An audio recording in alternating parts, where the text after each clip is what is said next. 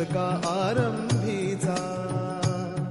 या जगी चित्रपट बनू लागले होते, वारसा आम्हा जरी होता अष्टकलांचा.